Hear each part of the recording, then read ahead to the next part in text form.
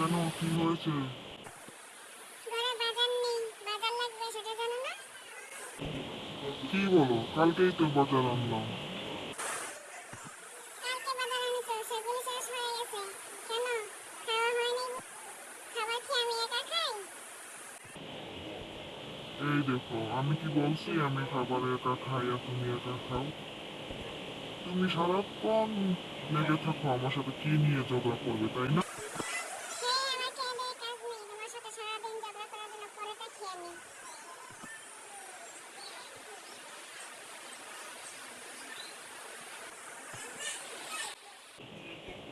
কুকুর ঘোড়াটাও কত সুন্দর করে সংসার করে, কই ওরা তো ঝগড়া করে না।